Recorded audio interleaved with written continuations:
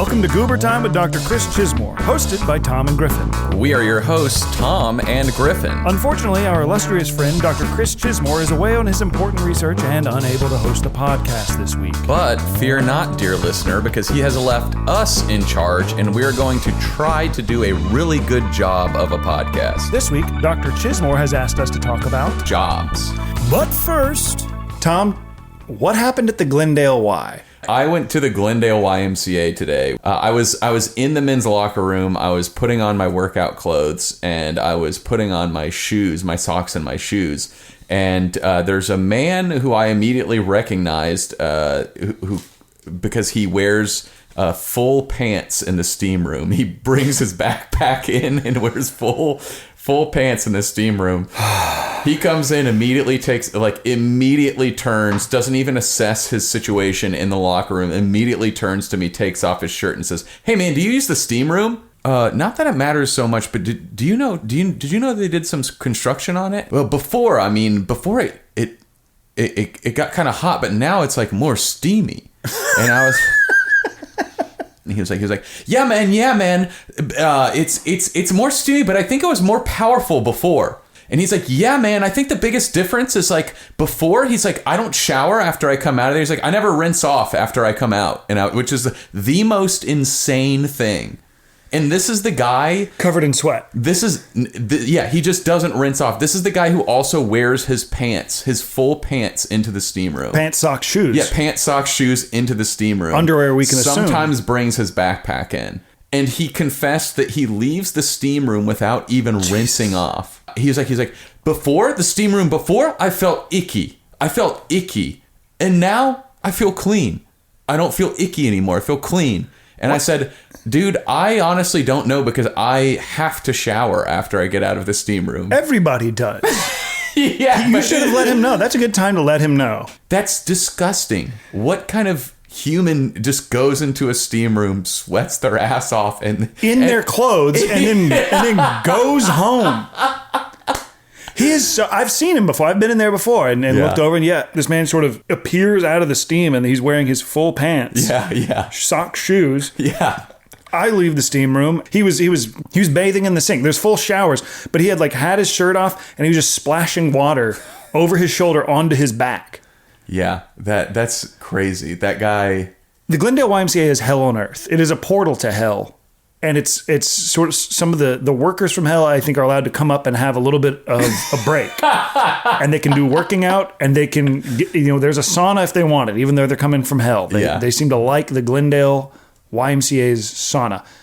I also think it's a little portal to heaven because I've met some real angels in there too. I think it's the intermediary. It's what is it? Limbo. Well, is that limbo, or is it? There's another. Purgatory is between. Purgatory is the middle ground where regular people like you and I go to purge our sins, and then so we can get into heaven. Gotcha. But you're seeing some crossover from the workers from heaven and the workers from hell. Yeah, there's a dude. There's one angel I know about. Fred is an angel. The mayor of the men's locker room. Yeah, I haven't seen him in the new year, but he's an angel. Lived in LA for a long time. He's an entertainment lawyer. Wow.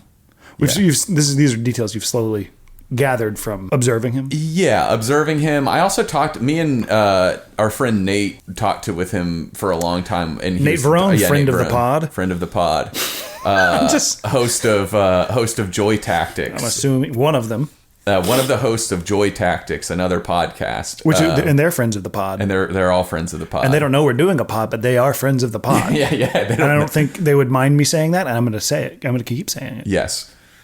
We talked to him. We found out he was from Chicago. He's an angel. Oh. So he's coming from the heaven side of the portal. If you're from Chicago and you come to Los Angeles, I think pretty good chances you're an angel. But I will say also equally good chances that you are the utmost, you're the lowest scum from hell as well. Yeah. So I guess doesn't really save you. I thought it did, but as I started to say that, I realized I don't mean that. At least the men's locker room is, you're kind of rolling the dice on whether or not there's going to be about 3 or 4 almost naked old Armenian men playing pool and gambling. Yes. There's getting in fights over the pool or something in their personal lives. I don't really know what they're talking about, but they're getting quite aggressive. Yeah, I saw two guys getting almost a shoving match, two like men over the age of 55 in the steam room one time. Because the guy was shaving in there. And they were mad at him for shaving? Well, one guy was clearly shaving, and the other guy was like, "Hey man, what's your name?" And he's like, "I'm not fucking telling you." And he is like, "You shouldn't be doing that in here." And the guy was like, "Doing what?" And he's like, "You're shaving. I know that you're shaving." And then and then they started yelling at each other. And then I was like, "I have to get out of here." And then the president of the Y came down and talked with me about what I saw. The president of the Y? He's a good dude. Okay, I would hope so. I'd hope we have a good president at the Glendale Y. Yeah, he's like a 50-something Armenian dude. He sounds like he's the perfect president for that YMCA. Yeah, we should clarify too that because this is Glendale, there's a huge Armenian presence in Glendale, and especially at the Glendale YMCA. It's a lot of Armenian folks. I'd say I don't know what the Armenians are doing if they're not at the Glendale YMCA. They seem to all be there from 14 years old to 80, I'd say maybe pushing 90s. Yeah, absolutely. There's a mob of, if you get there around anywhere after 3 o'clock or maybe just right after, there is a mob of teens from, I think, the high school across the street who come and work out in, I'd say, the most disgustingly lit weight room I've ever been in my life. Yes. If the lighting director of a film was told, make it look like puke, and then they made it look like this room, they would have done a good job. Yeah. It's really, it's hard to be in that room. And they love to hang out in there, and they're screaming at each other and shoving each other. Yeah, they shove each other a lot. They scream at each other. Yeah, like they're having a good time. They're keeping each other healthy, and they're doing something that's, it's not the worst thing they could be doing after school left unattended.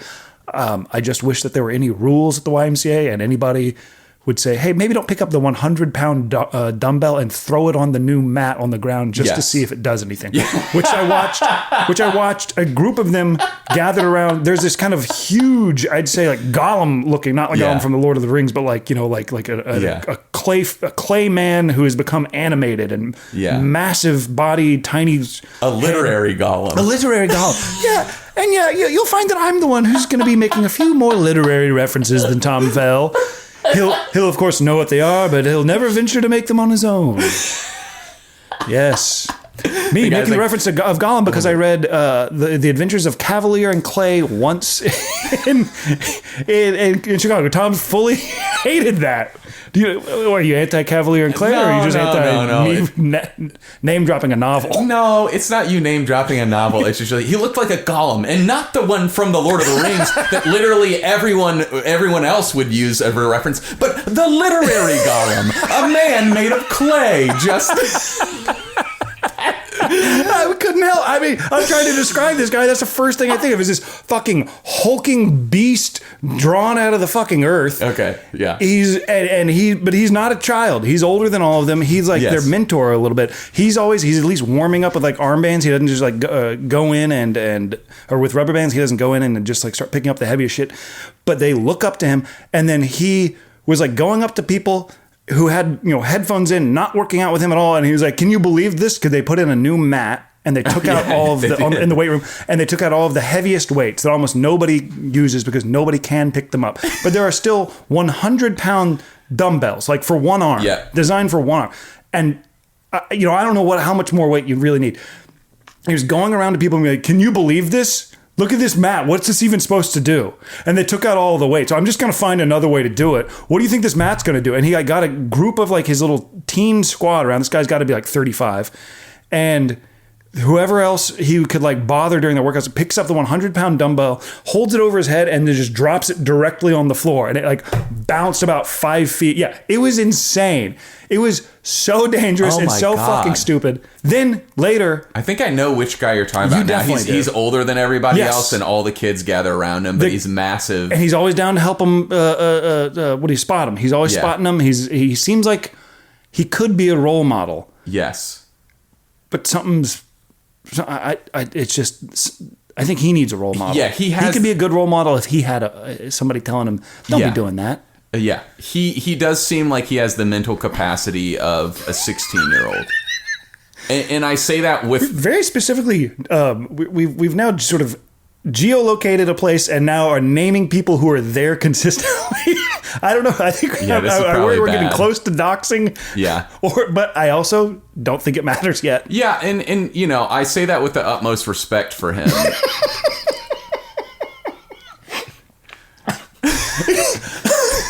Yeah. No, I think you have the mind of a child, but I say it with the utmost respect. Yeah, I say it with the. I mean, I think you're a drooling caveman. I say that with the utmost respect. I respect the guy. It's just that he's physically intimidating. He helps the kids around him, but the fact that he is dropping a 100-pound weight from head high just to show teens, impress teens, and show them what it might do is a pretty good sign to me that like you still, your frontal lobe never fully baked. You know, it's a little bit, got some dough. It's still doughy in the middle. Anyways, I think we're going to hear a lot more about the Glendale YMCA, but we have to get on with the pod. Yeah, I would love to write a musical about it if I could. My God. Write a musical, and it's just like it has the perfect cast of characters. I love it. I mean, I think absolutely you should do that. I think, abandon whatever dumb pilot you're writing and absolutely. I mean, if you want a writing job quickly in Los Angeles, I think you write a one act or hour long musical with 30-minute maybe television musical about the Glendale Y. Oh. I think people would not have read something like that before. Yeah. That's not a bad idea. And I could just hand it straight to Fred, who's the an dude in the locker lawyer. room, who's the entertainment lawyer. I think. This is a plan for success. I'm being sincere. You should do this. Say, hey man, I haven't seen you in 6 months, but I did write an entire musical based here. Hey, I haven't seen you in 6 months, but can you sing? Fred probably could. He's got a great voice. He's got a good radio voice, just calm. If we ever do live from the Glendale Y, we've got to figure out how to get Fred on. Yeah. Fred would absolutely come on. We just have to probably give him some notice because he lives. I can't say where he lives. Yeah, you've already really. So I'm noticing a streak in you to sort of dox people. I've kind of doxed. I'm sort of being a pretentious shit, and you're doxing people. Yeah, I know. I am not used to being on a podcast yet. I'm just, Me either. And once I'm used to it, I'll quit talking about books and the beautiful things within them. Yeah. So of course our topic this week. Jobs. Our jobs, Good jobs, bad jobs, dirty jobs. Dirty jobs. Steve jobs, potentially. Yes. Everyone's got to have one these days. Unless you live in Los Angeles, California. Yes. And your parents they invented oil, and then you're good. yeah, which is, and you're pretty much good, and you can be trying to figure out how to be a Twitch streamer, or you can be figuring out how to be a YouTuber, and you don't really ever have to be successful at that. And that's most of the people here. Yeah, and you can hang out during the day.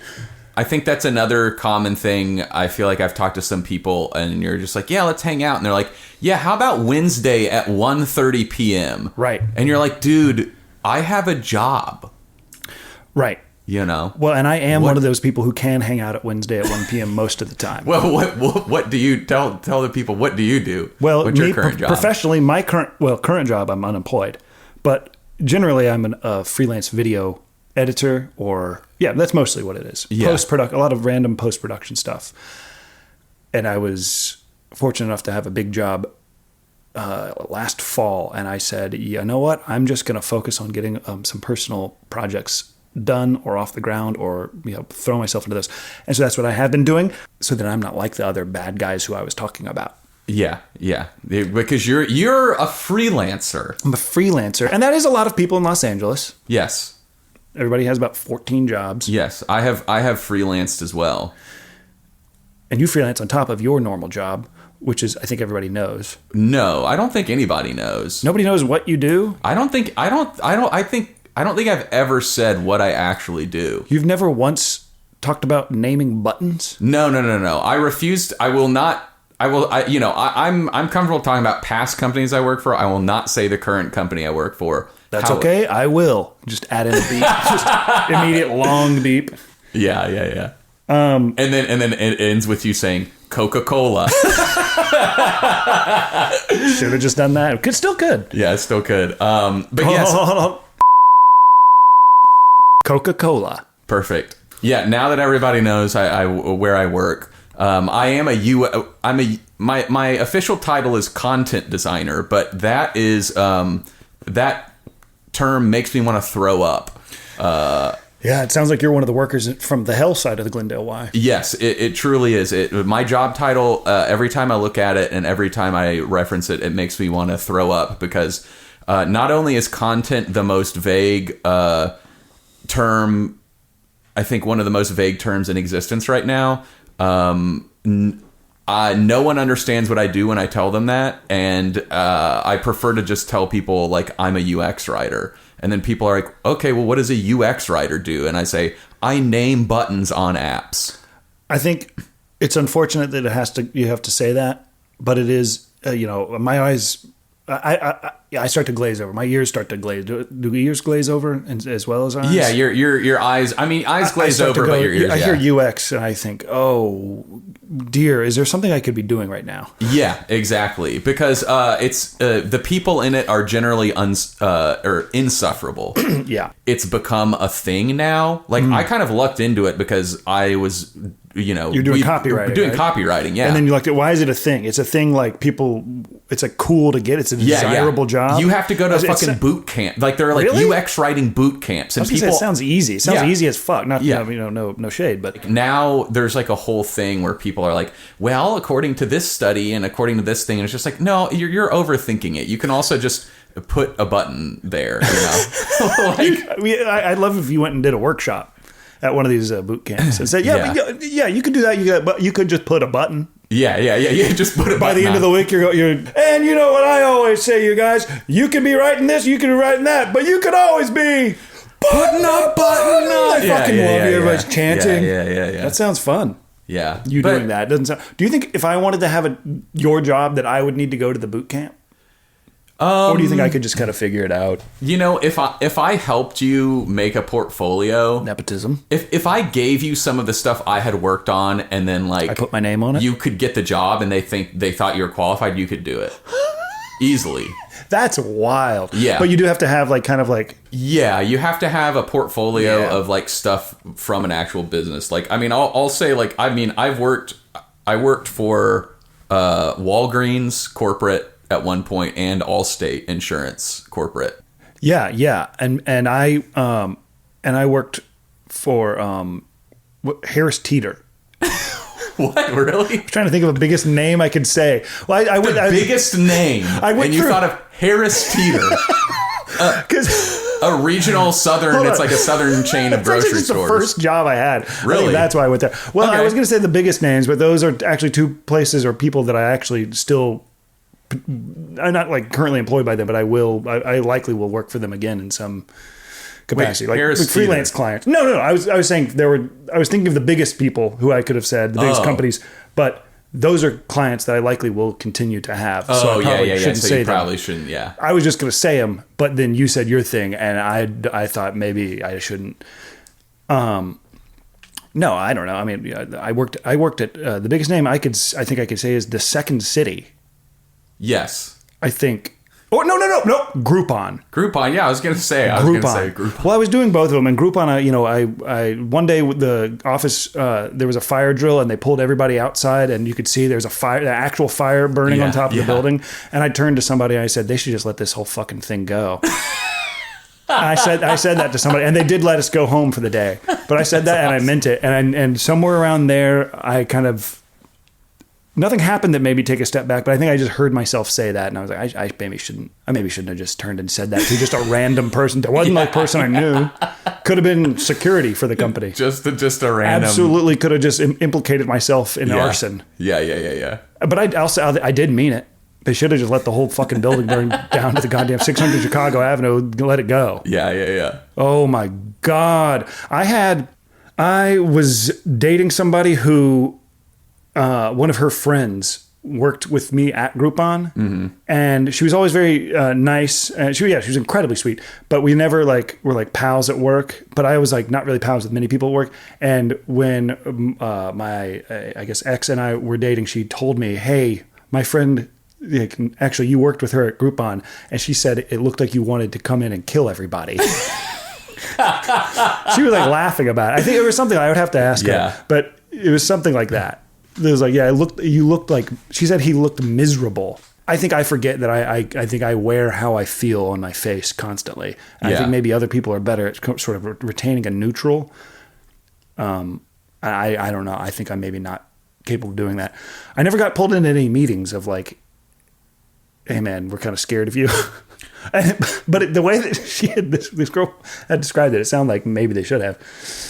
Based on just how I looked. I can't, like if I were walking around and I saw how I must have looked on a different guy, I think I would have been like, what the fuck? But I assumed everybody at Groupon felt that way. And I think they did. I think they also did look that way too, a lot of them. Unless they were like in sales and they were kind of like, the bros and, I don't know, what's the feminine of bros. Yeah. Like sorority sisters. I want to say broad. I want to say bitches, hoes. I know those are wrong, but those girl bosses. Girl bosses. Thank you. Yeah. And see, I have to work through about 4 or 5 really problematic things to come to the right answer. That's most of the time. And I don't mean the other stuff. It's just top of mind. And that's maybe something for me to investigate about myself. Yeah. That's kind of like the list we were talking about at the list for you to read on the radio. Yeah. There is a part of me that really loves naughty things. Yeah. And who doesn't? Well, yeah, I mean, Groupon, I feel like that was like one of the main places that employed people in Chicago for like, if there were comedy people, but even non-comedy just in general. People, I feel like everybody worked there for a while. This is in Chicago. That's all the spots that we're talking about are in Chicago. Yeah. Everything's in Chicago. We used to live in Chicago. We're Chicago pilled. Yeah. Chicago. So sue me. I'm Chicago pilled. We're a bunch of Chicago pilled comedy maxers.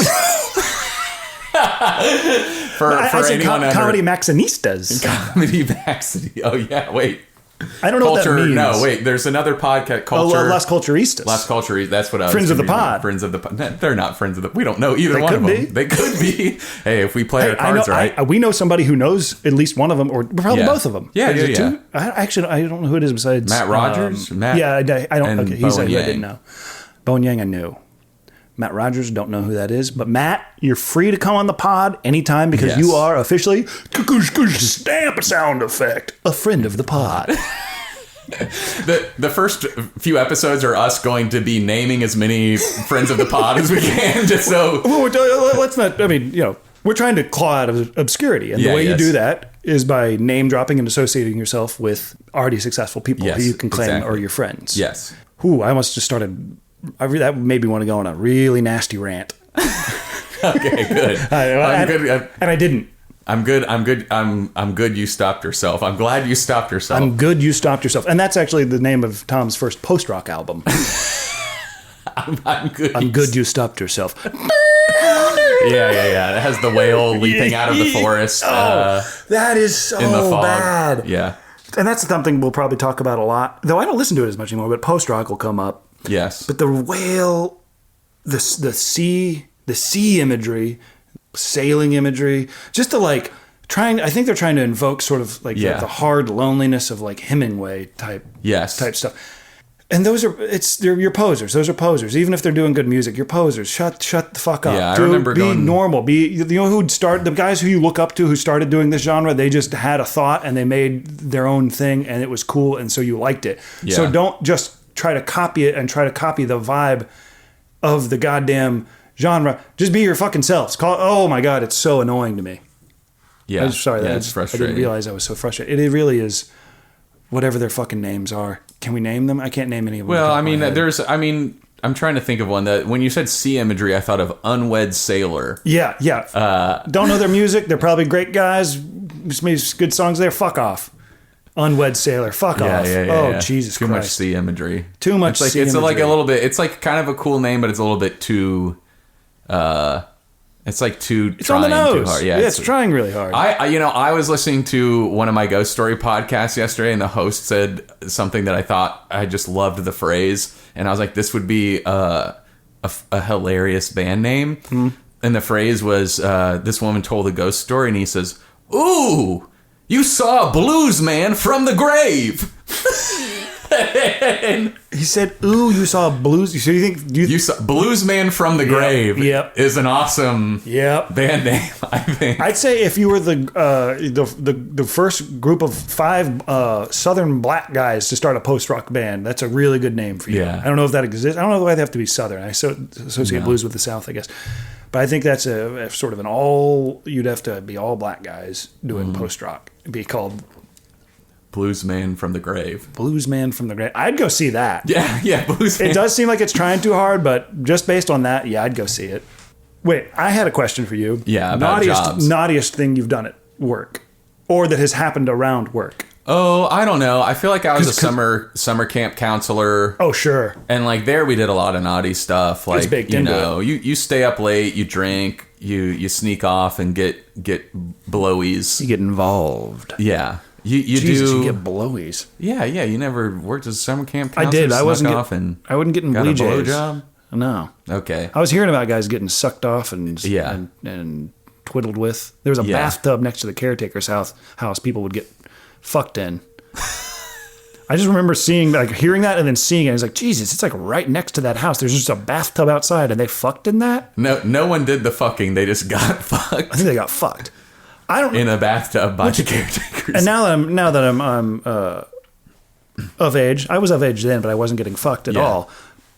But now I know. I don't know how you would be getting fucked in a bathtub at all. That sounds it'd be hard. There's so many better places to go be doing that. Yeah. Maybe next to it, against it, leaning upon it, maybe even not sitting in it. In it I can barely be in it by myself. Yeah. Last bath. Was this like last bath? The last bath I took had to be over in November. I went to Cancun with my in-laws. Oh. And I took a bath with all of them. The hell? No. We just were in the room and the room had a bath. Yeah, I don't think I've taken one since I came back from a flight and I had given myself food poisoning or maybe alcohol poisoning. I couldn't keep anything down.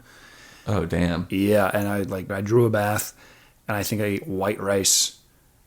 And that's the last bath I can remember taking. Anyways, I thought of another naughty, an actual naughty thing that caused me to get fired. This was when I was 19. I worked at a resort. I was a valet, and this guy was tossed me the keys to his SUV, and I got in the driver's seat, and I didn't even look and realize that there was a turtle top luggage rack on the top, one of those shells. And I started driving into the garage. And the fucking luggage rack ripped off. I went under, and the luggage rack got ripped off by the top. Oh my god! So the stuff just exploded. No, yeah. I mean, the stuff. The car was actually fine. It's just that the luggage rack. They the insurance of the resort covered it. Then I came in before my next shift. They were like, "Hey, you got to meet with Matt, or Matt wants to meet with you." And he was the manager, and he was like, "Dude, I'm sorry, but yeah, you got to hand in your badge. I'm sorry, man." You have to hand in your badge. And I had to hand it, and I was like, wow. Oh my god, I felt so bad. Were your parents disappointed in you? No. They were they expected this. Yeah, they expected. I just wasn't the best driver at the time.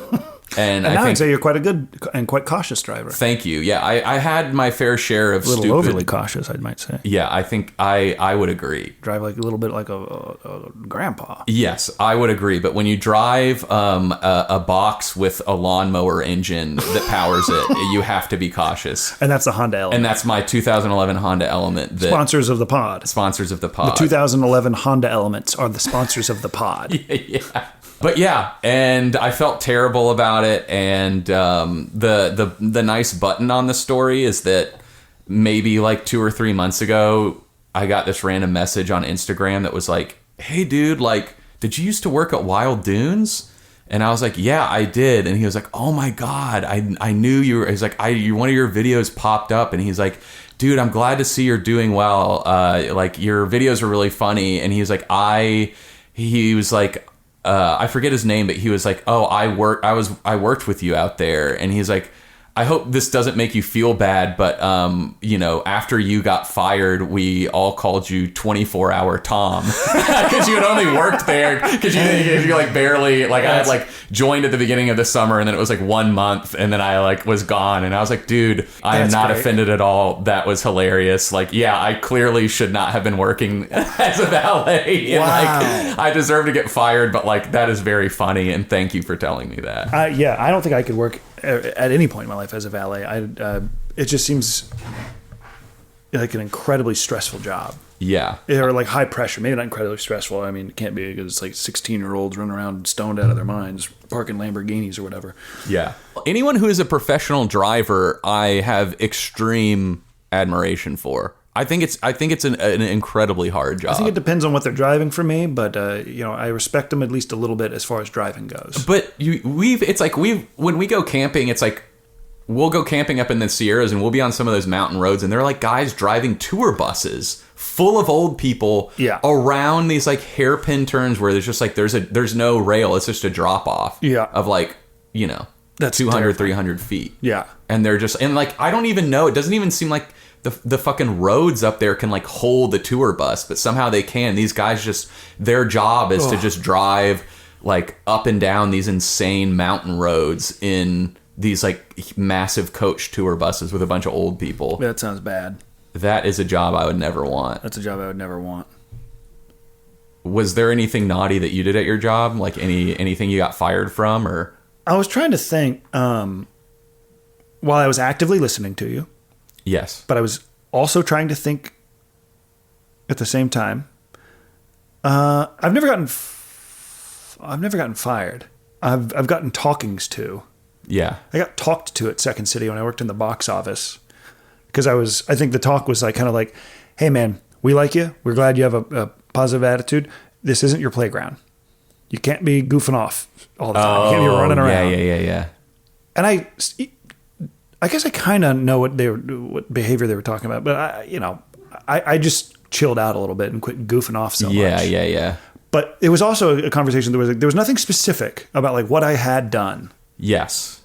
It was just kind of generally that. Yeah. And then also once I worked at the when I was in college for a little while, maybe a summer or something. I worked at the Bluebird Cafe in Nashville. Oh yes, famous landmark listening room. Yeah, famous listening room. That's where you learn to actively listen. That's where I learned to actively listen. A lot of people think I learned this skill, which I possess in Chicago in improv, but no, that's where I perfected it. Mm-hmm. Where I learned it, where I cut my teeth, was the Bluebird Cafe. That's in the round. They're playing in the round. That's a cool spot to have worked, though. You think it would be. I once again was kind of like, I mean, if it caught on fire, that'd be kind of okay. Because they were just booking. I just didn't like who they were, but it wasn't for me. But they were just. It was like they were not. What? It's just funny to me that like you as I assume a server. No. I was what were you doing? I don't know. I was like washing dishes and like running food and like I don't know what. It was like such a low. It was a low job. Yeah, as like a dishwasher being like, if I could book this place, I'd have a thing. I have a thing. I fucking would. You know what was valuable about it to me though was like having it kind of lit a fire under my ass in some ways of like it gave me something to kind of I would come home from that or just be at that job and be like, God, these musicians are so dull. Yes. And so boring and. It gives me fuel for like my own creativity to like kind of react against like that. Like, oh my gosh, don't you see that like artistry matters or like originality matters? And it highlighted those things for me because it would be, I think it's probably a great, if you're looking for the people who are looking for what the Bluebird Cafe has to offer are going to be really happy. But for me, most of the time, it was like, these are just dull, wannabe pop country songwriters. Yes. Or they're doing like kind of a, not a pastiche, but like, they're imitating some other successful songwriter. Yeah. And it's mostly cringe and really boring. But there was also some really cool people that had come in. They had one time a band came in that, the lead, it was kind of a rockabilly, kind of like bluegrass kind of thing. There was a guy with a trumpet and he lit it on fire with the bell on fire and he was playing it out He was like standing on. He walked up the side of the bass as the bass player was playing the upright bass, and played the trumpet on fire, like shot like flames over. And I was like, oh fuck! What I said something that was like insulting to the venue, to the woman who books. I just said it out loud. What was it? I think I was like, now this is cool. Like finally, like we should be doing stuff like I can't remember what I said, but whatever it was, she like turned to me and was like, what? And then I was like, yeah, it's good. Like the stuff is like cool mostly, but then I quit. But I got in trouble at that job for the same reason. A server. Goofing off. I don't think I'd ever worked in a restaurant at all, or like any place that like was food service whatsoever. Nobody told me nothing. And there's like maybe some lifers in there. Yeah. Like servers, and I was goofing off, and I think I like pretended to like blow across the top of like one of those like plastic bottles that like, is like some kind of cocktail mix or something like that. But I pretended to like blow across it. I think I did actually blow across it. And she was like, got really mad at me and was like, we have to like clean this, you fucking idiot. You can't be blowing on things that people are eating out of. And I was just, I caught in the moment and goofing off, and like didn't have the sensitivity from working in restaurant for years to like be aware of what I should and should not do. And she really let me know that like, this isn't fucking playing around. This is our jobs here. Yeah. Wait, you want to horse, and she said, if you want to horse around at work, you go to the second city, and then you and so I did, and I was reprimanded for it there. And I went to Groupon, and I thought maybe I should kill myself, and they didn't reprimand me for that. And I didn't have any fun. I don't know why I said that. I don't know where I thought that was leading. I haven't gotten that feedback since. But I also haven't worked at places where it really made me want to goof off. Or it was just my job to be goofing off. Though I think I probably got in trouble at Second City for goofing off when the job was to be goofing off. Yeah. Too. Like like, hey, we need to get the lines for this goof off scene down, and you're goofing off. You're adding different lines in. Yeah, you're funny. And I know you know them, but you need to say them. Yeah. And it's like, that's Steve Carell wrote this in 1980, and it needs to stay the same. Yeah, exactly. Yeah. And you do need to get the lines right, and you need to like get through them or whatever. But it's so boring, and it's like a prison job, not a prison job, but it's the job itself is you are trapped now in having to do Second City scenes. All you want to do, you're creative and you're smart and you're funny, and you want to be doing your own stuff as much as possible or improvising, and it's just not, unfortunately, set up for you to be doing that. And you said this was on Tourco, right? This is on Tourco. Okay, yeah. You need to be doing this. You need to be doing what sells the tickets or what the audience expects. Yes. And I have gripes with Second City. I don't know if I need to air them here, but I mean, maybe I would love to. But, well, I will. I think they need to. I wish that that job gave more power to the performers and the people who are the reason it exists. The business arm of Second City, I think, looks down at anybody who wants to be working there and is like, good luck. Yeah. And good that you're like, rub your nose in the dirt a little more for us. Yeah. Show us how much you like it. And then you're like, can I please just like run around and play and like be creative? And they're like, no. And they hamper that. And it's like, well, the whole idea, not the whole idea of the place, but it's like, part of what sells it is like, we're a factory of SNL. We make SNL people. Yes. Do you? You only let them write one show a year. Yeah. The job, you want them to get a job where they have to write sketches every week and be good at doing that. And you're going to hire some of the, I don't know. Well, you hire some of the funniest people in Chicago and not let them, you're going to shackle them to a show that they wrote a year ago. And and they don't let them change it. And they don't let them like fuck with it. They have to like have the director come in and like make adjustments. And there are reasons for those things, but Second City is in an unfortunate position in theater. They're technically like, they're treated like a traditional theater in the Chicago comedy scene and in like the Actors Equity contract. And you wish that they weren't, because they're a sketch show and it's a comedy venue and they have comedians. They are actors in a way, but they're mostly comedians. I think that's a big thing. The Second City needs to think about the creative people they perform as comedians, not. Yes. And it also kind of seems to attract the occasional and very weird person there who is literally an actor, and it's like, I'm not trying to be a comedian. And those people, I think maybe some of them are my friends, or they have been, but they need to go away. Yeah. Go somewhere else. Fuck off. Yeah. I know we're all trying to get famous, and we're all trying to get paid, and we're all trying to make our careers, but fuck right off. This is it's a comedy place. Yeah. it's sad. I think Chicago comedy would be in a healthier place if Second City I don't know at what level of Second City, but respected comedy itself and Chicago comedy more. And that's like going out to shows, being aware who's funny, hiring them because they're funny, letting them be funny for the reason you hire them, letting them do that. Yeah. Let them do that on the road, let them learn how to do it. And they do a little bit, but it's not much. There's a lot of anxiety around it. And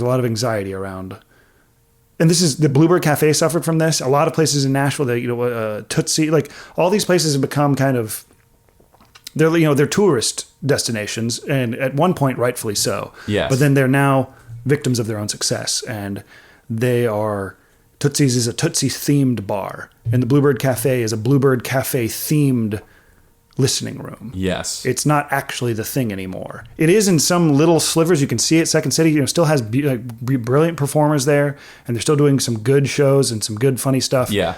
But it's the whole thing is, remember what we were? Yeah. You remember how we were cutting edge? We were smart. Remember how Fatty used to fall down here?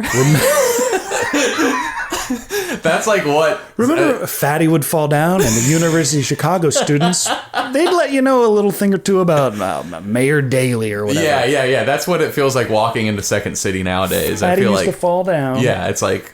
Yeah, Fatty fall down, and Steve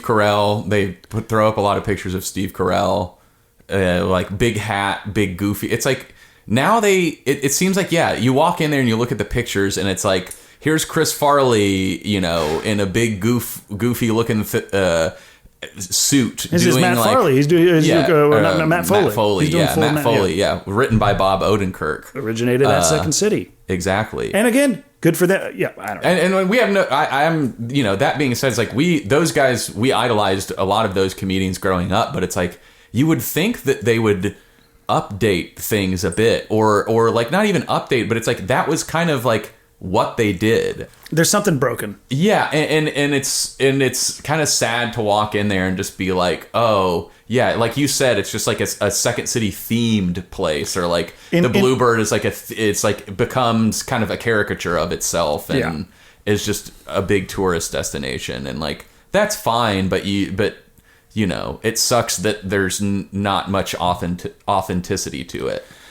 Yeah, I mean, and there's. I don't know why I'm qualifying everything. Like I'm like afraid of burning a bridge of a place that I like will no longer hire me, and I no longer care to hire. Yeah, and treats people in general relatively poorly. I don't know why I really give a shit. Like I'm like qualifying. Like, well, there's good people and they're doing good stuff there still sometimes, and blah blah blah. And I don't know what's broken at Second City, but I feel like I felt it as soon as I walked in there and was working there, and I got pretty depressed about it.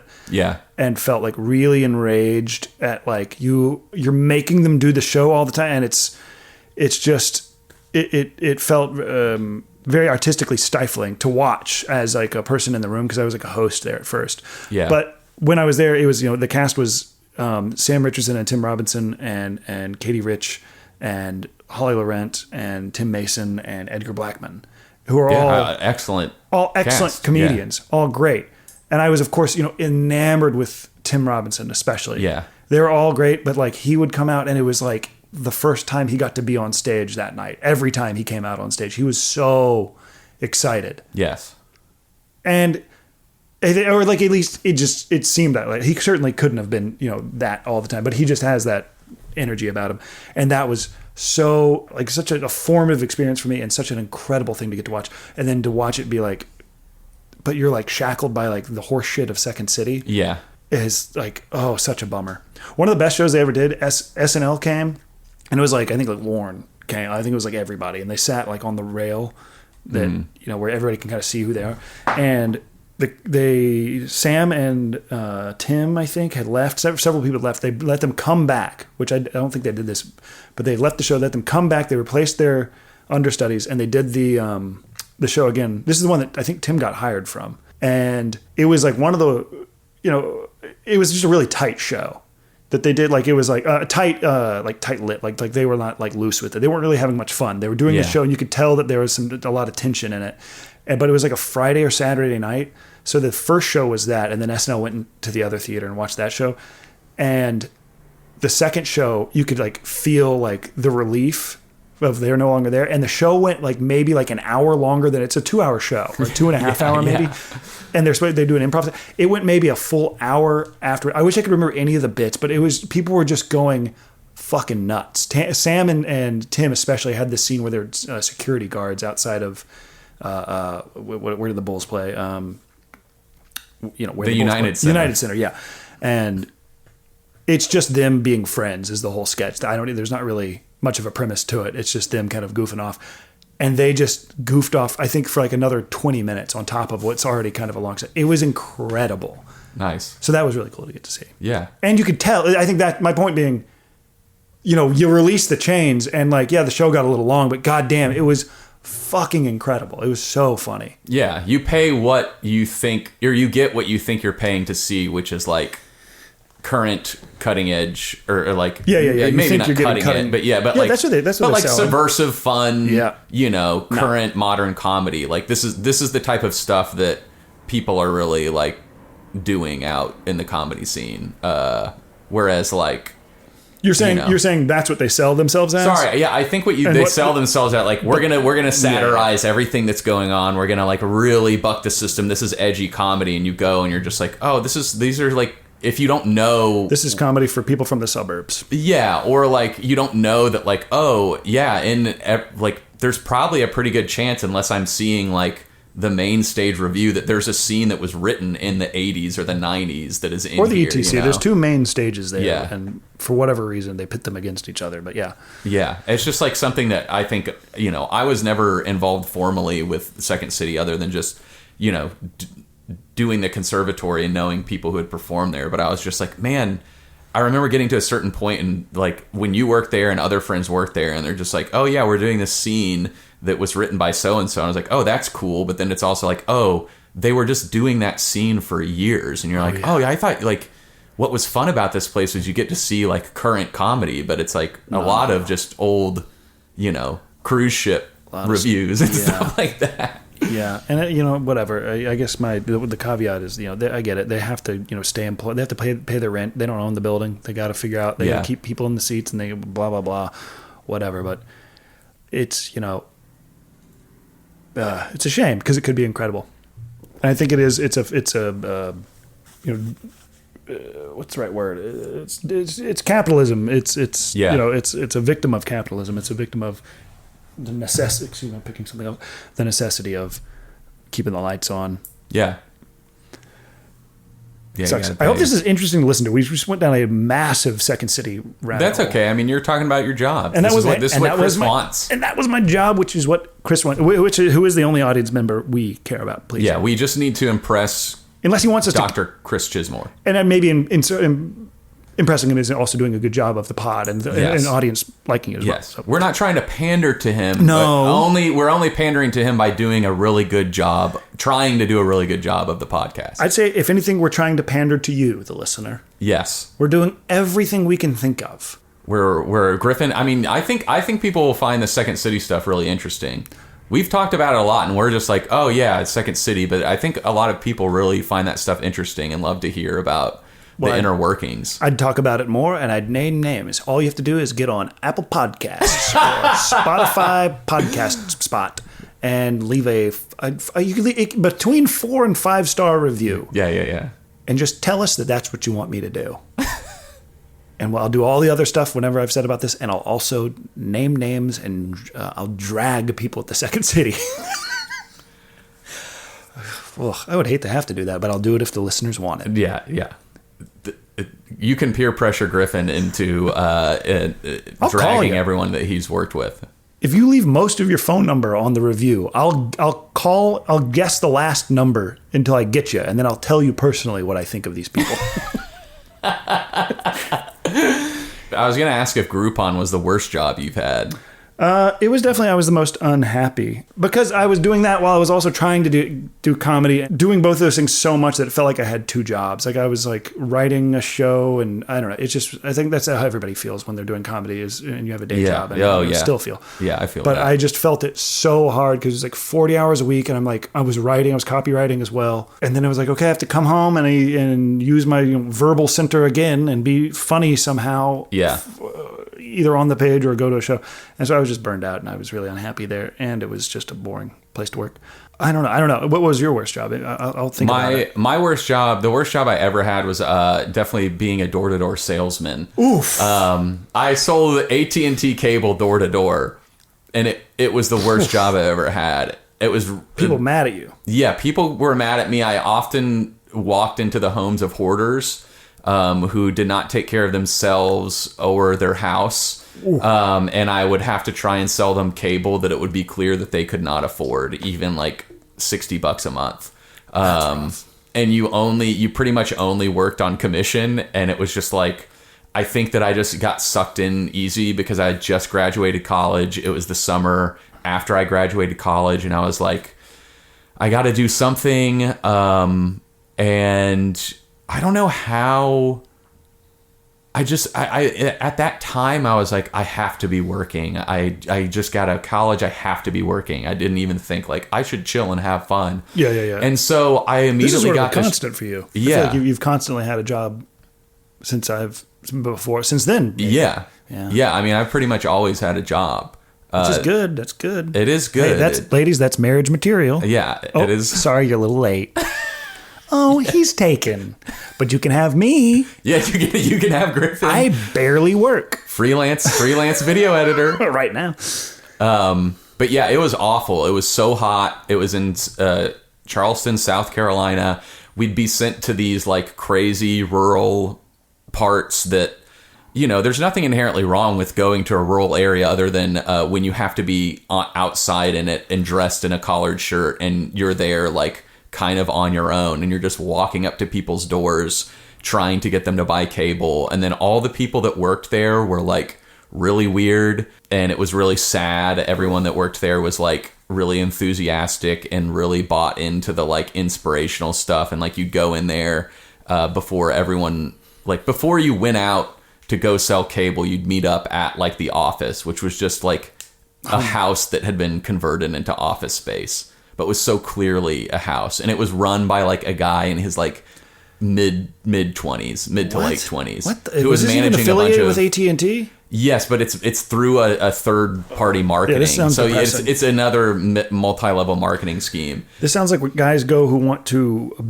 abduct women and children. They get that job. It was very sad in retrospect, and I remember being in there and like you'd go in there and they'd have like a little huddle and they'd give you like an inspiration. They'd be like, this is a sales lesson. Mm-hmm. But then like the guys would always be quoting, like I remember the guy quoting, he'd be like, you know, Donald Trump, he's like one of the richest man ever, and he said that if he lost all of his money tomorrow, he'd start being a door-to-door salesman the next day and build his wealth back up. And it was just like all sorts of that. He'd kill himself. Yeah, exactly. Like it's all sorts of that type of horse shit. But when you're just young and impressionable, you're kind of like, okay, yeah, I hate this job, but like these people are trying to get after it. And like looking back, it was like everyone was just such a sad character. And I don't know where any of them are today. In the ground. No, I don't think one of the guys actually became a comedian for a little bit. So he's for sure dead. Yeah, so he's for sure dead. So, yeah, that's one guy I'm definitely right about. That's a dead guy. Yeah, but that was definitely the worst job I'd ever had. And then I got a job that took me to Chicago. And so then I moved to Chicago. Because I got that internship. Yeah, I got an internship in Chicago. It was a paid internship. Didn't pay much. Back then, nobody was having paid internships. No, but it was like, yeah, having a paid internship was kind of a rarity. But yeah, I made $500 a week setting up. Which that's rent, baby. Yeah, those Warrior Dashes, the mud runs.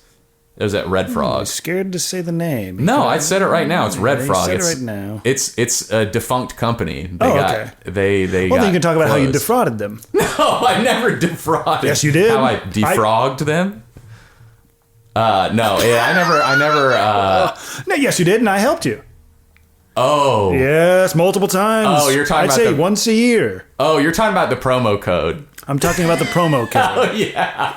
Here's something you can is sort of an anti-work hack. For Yeah, the this was an anti-work. This was another naughty thing I did at work. So the thing is like I at the time managed. We had built this ticketing system. On my way out, me and my coworker created a promo code that would just let us go to any of the events that we wanted to for free, and we did. That being said, there was only one main event that we wanted to go to, which was a beer fest. The big event. Which was a beer fest, so we could you could get as many tickets. It had no limit. The promo code had no limit on how many tickets you could get, and we would just get tickets to this beer event for us and all of our friends every year for the next like 5 years. You, me, your roommates, Matt and Luke, friends of the pod. Yeah, friends of the pod. Luke Knoll, public figure. We can name him. Yes. Friend of the pod. Yeah. Matt, not a public figure. A public worker.